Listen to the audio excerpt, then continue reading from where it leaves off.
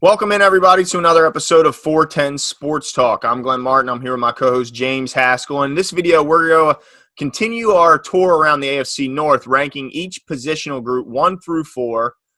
In this stop, we're going to be talking about the tight end group. So, certainly been some changeover in the tight end group across the division. Been a lot of additions, a lot of subtractions. So it'll be interesting to see where all these groups fall. So, Jimbo, why don't you get us started off with your number 4 tight end group in the AFC North? Who you got? Tell you what, this one was pretty easy for me. I'll go straight to the Bengals. While they have, in my opinion, the best wide receiver core in the AFC North, say what you guys want, it is. Their tight end group is in the basement. CJ Uzomah, Drew Sample, Ethan Carter, Mason Schreck. I will give somebody $5. They can tell me offhand the statistics for any relevant statistics for Ethan Carter, Mason Schreck, and Jordan Franks. Man, that's an interesting. Ethan Carter. Wow. That might be the first time I've ever seen that name. That's interesting. Just based on that alone, they're my number 4. And once again, it's not close. Yeah, I think Bengals fans of old, they more recently they've had some pretty good tight end. They had Tyler Eifert for a while, who, if he wasn't fighting an ankle or back injury, he was one of the best tight ends in the league. Certainly a great red zone threat. But yeah, right now they're hurting at tight end. I got to agree with you. The Bengals number 4 on my list as well. All right, so moving on to number 3. Now, this is a heck of a tight end division. Like, this division is just good at tight end. And, I mean, they've always been that way, but it doesn't change this year. So, I have the Steelers as my number 3 tight end group, and it's good. I mean, in a lot of divisions, this would be higher, but not in this one. They added Eric Ebron, who I think fans remember. He is a fast pass-catching tight end who's bounced around a little bit. He started with Detroit, then he went to the Colts, and now he's with the Steelers. And he's a fantastic pass-catching tight end. He's fast, he's big, he can grab the ball, he can run up the seam and stretch the defense a little bit. And then Vance McDonald is just an animal. I mean, he's just a beast. He's big, he's strong, he's got good hands, he's tough to bring down once he's got the ball in his hands. So their 1-2 punch is pretty formidable, and in most divisions, I think would be higher than 3rd. But for this case, I got them at 3. Who you got at 3? Yeah, same thing for me. I got them at 3rd as well. Just like you mentioned, Eric Ebron won me a couple fantasy games last year, and he can flash. Never really lived up to that high draft pick potential that he had coming out of UNC. But like you said, I mean, plenty athletic, not lacking there. And Vance McDonald, I would agree with you as well. He's underrated. Really strong. We saw the stiff arm. I mean, it's just disgusting. So, he absolutely a good 1-2 punch. But I'll say this. For my number 2, you Ravens fans out there might be a little upset with me, but I'm putting the Ravens at number 2. While I think that similar situation, if you haven't seen our running back one, same idea where I think that just like Chubb is the best running back in the division, their depth is where I'm knocking them. So I think that Mark Andrews is the best tight end in the division, and I don't think it's that close. Okay. But losing Hurst is going to hurt because Nick Boyle, while he's caught the ball, he's not known for that. And he's done a decent job at that. He just scored his first touchdown last year, and I only think he scored 1 last year.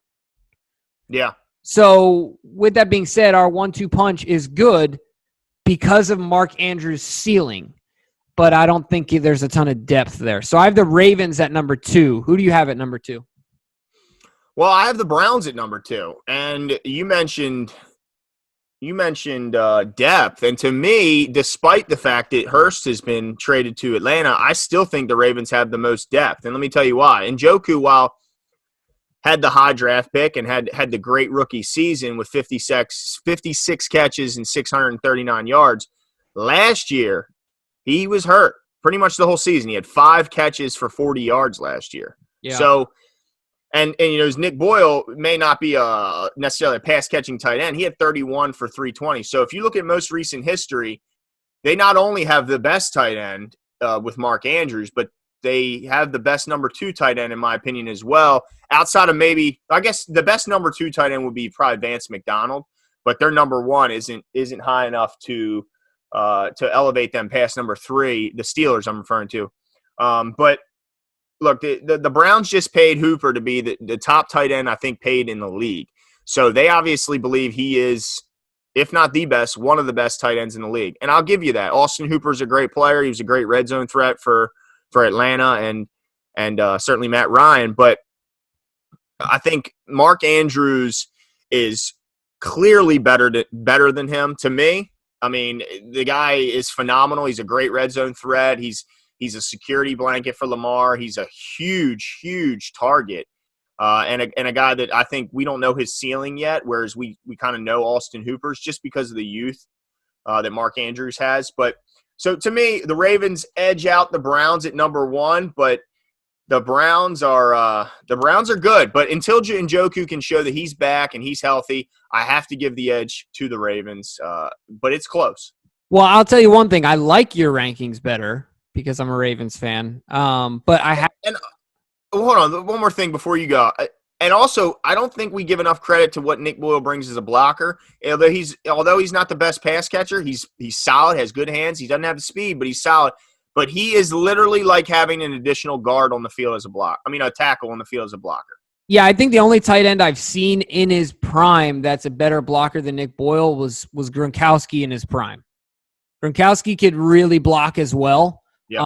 But that's the only guy that I can think of that's even in the same conversation as far as blocking ability, willingness to block, and the size to do so that Nick Boyle has. So you're right. That's a really good point. The only reason I'll give the Browns the edge is I'm assuming that Njoku is going to be healthy. Now, it's a strong assumption, like you pointed out. I mean, that's got to knock him down a couple pegs. I do think that Mark Andrews is better than Austin Hooper, but I think it's pretty close. Yeah.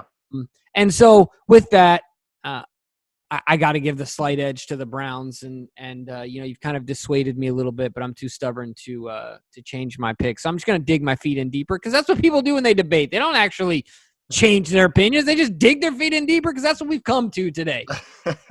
Not going to go down that road. But, so Austin Hooper is good. Njoku, I think, is going to turn it around and come together this year. And so with that in mind, I think their 1-2 punch, barring health, is better than ours. Not much. But I'll say this, to credit Mark Andrews. I think that Mark Andrews is the only other tight end aside from Kelsey that is the true number 1 target and is in a prolific offense where they both carry a significant burden in our offense, and our offense is good. Not just good, great. So, well, I think you got to give Kittle a little bit more credit out in San Fran because that's a good offense. That's a team that made it to the Super Bowl or almost made, They are a very good team. He's not just a pass catcher. He's also maybe the best blocking type. So I think you mentioned as far as blocking, he's also a phenomenal blocker. And yeah, I mean, he's a great player. And also Ertz, if you want to talk about tight ends that are – now their offense took a step back last year, but Zach Ertz is certainly a focal point and their leading receiver from that tight end position.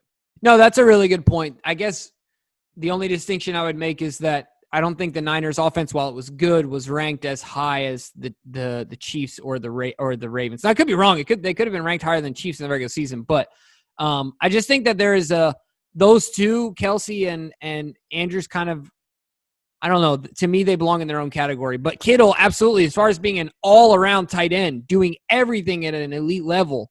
Yeah. I mean, again, he's probably in his own category as well. To me, he's the best in the league. Yeah. Kittle. I mean, and I think then it's Kelsey, and then you could argue Andrews is right behind those two with Ertz but yeah, I think it goes Kittle, then Kelsey, then Andrews or Ertz, whoever you like. You give me Mark Andrews, and I'll be happy. Yeah, absolutely. So let's see if we break it down again. I had the tight end group: Bengals obviously number 4, Steelers at number 3, Ravens at number 2, Browns at number 1, and then you flip-flopped the Ravens and the Browns. So you had Cleveland at number 2 and Ravens at number 1. Yes. Yep. All right, guys. Well, let us know what you think. Make sure to subscribe and let us know what it is that whether Glenn is right, whether I'm right, or whether we're both wrong. Maybe you got the Bengals at number 1. Yeah, if any of you guys got the Bengals as number one, I would like to get you drug tested as well. But give us your justification, and if it's good enough, we might bring it on air. Yeah. So stay tuned. Make sure to subscribe and stay up with these series videos as they keep coming out, because we're going to keep breaking down these position groups, rankings in the AFC North, and we'll talk to you guys soon. See you.